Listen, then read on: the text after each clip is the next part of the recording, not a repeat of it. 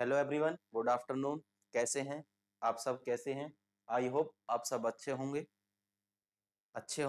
चलिए, आज जो हमारी फिजिक्स की नेक्स्ट क्लासेस है उस चैप्टर 1 में हमारा जो टॉपिक है हमारा है एक समान आवेशित अचालक प्लेट पर एक आवेशित तार होगा और उस पर एक अचालक प्लेट रखी होगी, उस पर हमें वैद्युत क्षेत्र की तीव्रता ज्ञात करनी है। ये हमारा आज का टॉपिक रहने वाला है, तो फोकस करें, इजीली टॉपिक को सीखें। यूपी बोर्ड वालों के लिए काफी अच्छा कंटेंट है। तो चलिए बिना देरी करते अपने टॉपिक को आगे बढ़ाते हैं हम।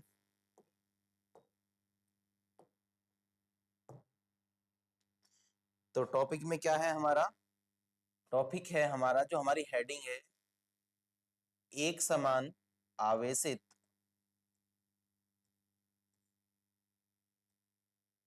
एक समान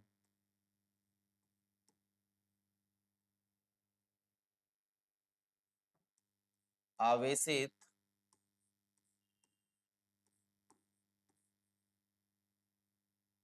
अचालक प्लेट पर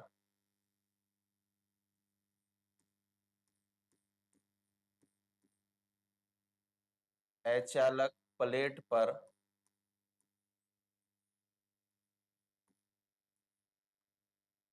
वैद्युत क्षेत्र की तीव्रता ज्ञात करना।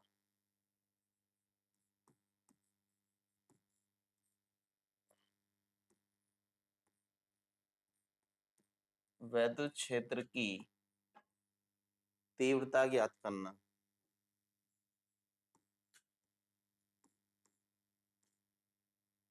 तीव्रता ज्ञात करना, ये हमारा आज का टॉपिक है। तो चलिए, इस डेरिवेशन को हम एक चित्र के अनुसार, एक डायग्राम के अनुसार सीखेंगे। तो हम डायग्राम एक बना लेते हैं। देखिए, डायग्राम क्या है क्या है कि देखिए, एक एल लेंथ का एक वायर है। ये हमारे पास एक एल लेंथ का एक वायर है। इस एल लेंथ के वायर पर सेम लेंथ का एक वायर और है। इस वायर को सर्कुलर शेप में, यानी कि गोलीय शेप में बेंड किया है। ये बेंड कर दिया। अब इसके परपेंडिकुलर एक अचालक प्लेट की बात करिए हमने। एक अचालक प्लेट है ये। इस शेप के, इस डायग्राम के परपेंडिकुलर एक हमारी एक अचालक प्लेट है। ये हमारी एक अचालक प्लेट है और इस अचालक प्लेट पर ही हमें क्या ज्ञात करना है? वैद्युत क्षेत्र की तीव्रता ज्ञात करनी है। हमें पता है कि इस अचालक प्लेट के प्रत्येक स्थान पर, इस अचालक प्लेट के प्रत्येक स्थान पर पॉजिटिव चार्ज कंसीडर है, यानी कि प्लस आवेश उपस्थित है। प्लस आवेश उपस्थित है इसके प्रत्येक बिंदु पर, प्लस आवेश उपस्थित है। तो इस प्लस आवेश उपस्थित होने के कारण इस पर हमें क्या ज्ञात करनी है? वैद्युत क्षेत्र की तीव्रता ज्ञात करनी है। तो चलिए, देखिए, ये है इसका सरफेस, यानी कि क्षेत्रफल A1, और ये है इसका क्षेत्रफल A2, और यहाँ एक सरफेस अनोदर मानते हैं हम, ये है इसका सरफेस A3। ये है इसका सरफेस A3, यानी एरिया A3 है। अब हमें पता है कि जब किसी भी क्षेत्र पर, किसी भी सर्किट में, जब हमारा पॉजिटिव चार्ज होता है, यानी धनात्मक आवेश होता है, तो धनात्मक आवेश होने के कारण जो हमारी वैद्युत क्षेत्र की तीव्रता की जो दिशा होती है चलने की, वो आउटवर्ड होती है, यानी कि बाहर की तरफ होती है। वो आउटवर्ड कैसी होती है? वो आउटवर्ड ये वाली होती है। वैद्युत क्षेत्र के चलने की जो दिशा होती है वो आउटवर्ड होती है, बाहर की तरफ होती है। और ऋणात्मक आवेश पर अंदर की तरफ होती है। ऋणात्मक आवेश पर अंदर की तरफ होती है वैद्युत क्षेत्र की दिशा। तो चलिए, ये अब है क्षेत्रफल की बात, ये सरफेस की बात है। तो इस A1 सरफेस पर जो सरफेस की डायरेक्शन होगी वो किधर होगी, ये रेडियली आउटवर्ड होगी, यानी कि एन कैप, जिसको बोलते हैं लंबवत सदिश, जिसको क्या बोलते हैं, लंबवत सदिश।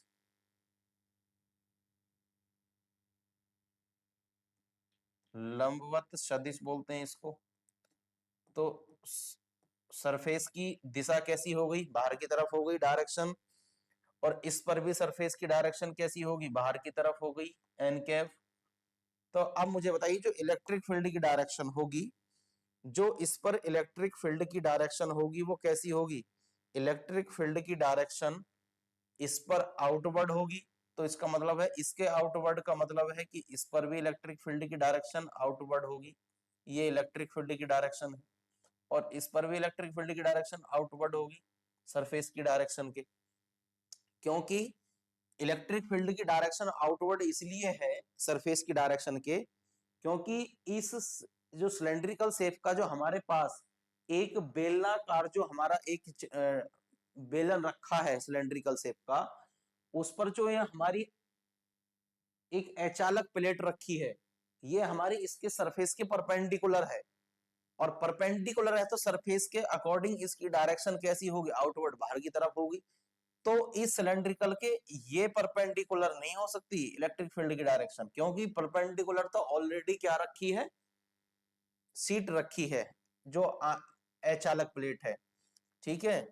तो इलेक्ट्रिक फील्ड की डायरेक्शन इसके कैसी होगी, आउटवर्ड होगी। और जब दोनों की डायरेक्शन सेम है, जब दोनों की डायरेक्शन सेम मिल रही है, तो थीटा की वैल्यू कितनी हो जाएगी, 0 डिग्री। थीटा की वैल्यू कितनी हो जाएगी, 0 डिग्री।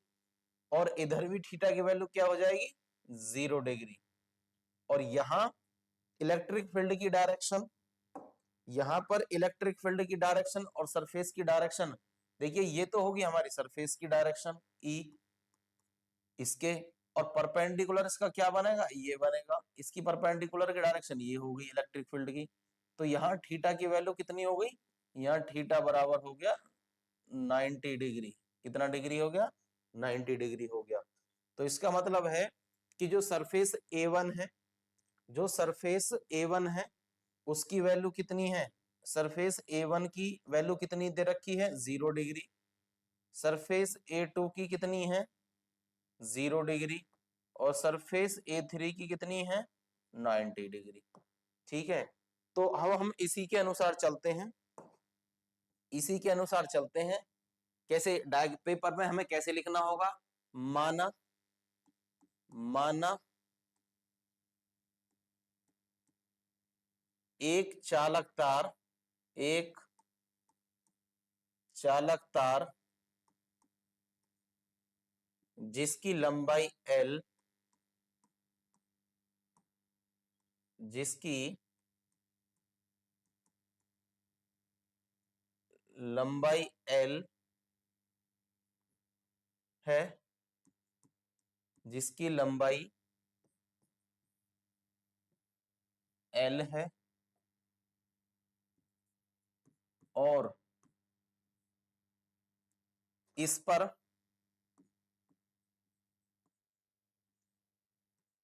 प्लस आवेश उपस्थित है,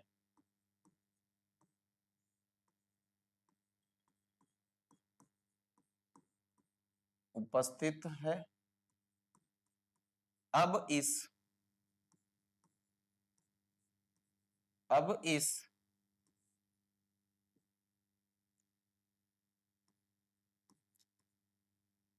ऊपर एक अचालक प्लेट,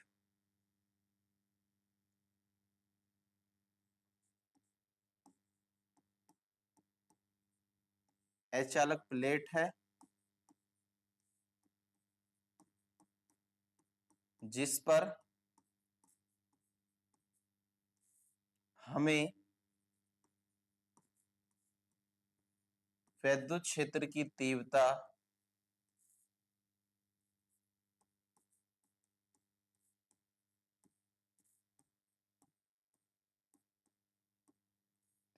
तीव्रता का व्यंजक ज्ञात करना है, व्यंजक ज्ञात करना है। तो चलिए, गॉस की प्रमेय के अनुसार गॉस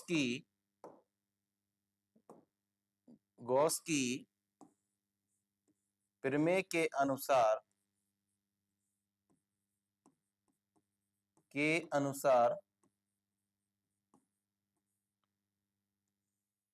क्या है गॉस की प्रमेय कि E इज इक्वल्स टू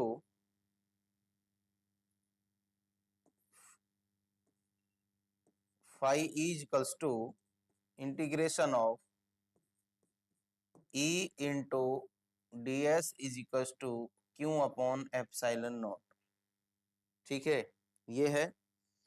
तो इसको हम इक्वेशन फर्स्ट दे देते हैं। अब हम जब इसका साइन हटाएंगे, phi E is equals to integration of E का, देखिए डॉट का मतलब होता है, ये जो डॉट है इसका मतलब होता है cos थीटा, और जब डॉट का साइन हटाएंगे तो cos थीटा की वैल्यू आएगी, तो ये हो जाएगा E D S cos theta is equal to Q upon epsilon not. तो चलिए, ये सरफेस है मेरा, ये सरफेस है, इसमें वैल्यू रखिए phi E is equal to integration of surface A1 के लिए E D S cos theta की वैल्यू सरफेस A1 के लिए 0 degree plus integration of A2 E D S cos A2 की वैल्यू कितनी है 0 डिग्री प्लस सरफेस A3 के लिए E D S cos 90 degree. A3 की वैल्यू कितनी है 90 डिग्री। तो चलिए इसको आगे बढ़ाते हैं, और क्या है कि आगे बढ़ाते हैं, इज इक्वल्स टू किसके चल रहा है, क्यू अपॉन एप्सिलॉन नॉट के। तो देखिए cos 0 की वैल्यू कितनी है, यहाँ cos 0 की वैल्यू आपके पास 1 हो जाएगी, यहाँ cos 0 की वैल्यू आपके पास कितनी हो जाएगी 1 हो जाएगी, और यहाँ cos 90 की वैल्यू आपके पास 0 हो जाएगी। cos 90 की वैल्यू 0 हो जाएगी, तो इसको तो लेस देन कर देते हैं, इसको काट देते हैं। ठीक है, तो अपने पास क्या बचेगा, phi E is equals to integration of surface A1 के लिए क्या आएगा, cos 0 की वैल्यू अगर 1 रखेंगे तो 1 रखने के बाद क्या आएगा, E D S into 1 plus integration of surface A2 पर क्या आएगा, E D S into 1 is equal to क्या आएगा, क्यू अपॉन एप्सिलॉन नॉट आएगा। अब फाई इज इक्वल टू ये क्या हो जाएगा हमारा, इंटीग्रेशन ऑफ A1 के लिए ये हो जाएगा हमारा E D S plus integration of A2 के लिए ये क्या हो जाएगा हमारा ई डी एस, और is equal to Q upon epsilon not. लेकिन हम एक बार यहाँ से ई को बाहर कर लीजिए, फाई इज इक्वल्स टू ई एक कांस्टेंट वैल्यू है इलेक्ट्रिक फील्ड, हाँ क्या बचेगा सरफेस का A1 प्लस यहाँ से ई को बाहर कर लीजिए, सरफेस S2 पर क्या बचेगा ds और is equal to Q upon epsilon not. अब ये देखिए इस पर ये एक अचालक प्लेट है, एक समान आवेशित अचालक प्लेट है, और इस पर हमें वैद्युत क्षेत्र की जब तीव्रता ज्ञात करनी है तो उसके लिए मुझे एक टर्म्स की जरूरत होगी। वो टर्म्स क्या होगा, सरफेस चार्ज डेंसिटी का मतलब है पृष्ठीय आवेश घनत्व। इसका मुझे पृष्ठीय आवेश घनत्व कितना दिखेगा, पृष्ठीय आवेश घनत्व को हम प्रदर्शित करते हैं सिग्मा से, कितना होगा सिग्मा होगा, और Q इज इक्वल्स टू क्या होता है, Q इज इक्वल्स टू क्या होता है सिग्मा इंटू ए, ये होता है Q is equals to sigma A. तो चलिए ये मेरा पृष्ठीय आवेश घनत्व हो जाए Q is equals to sigma है।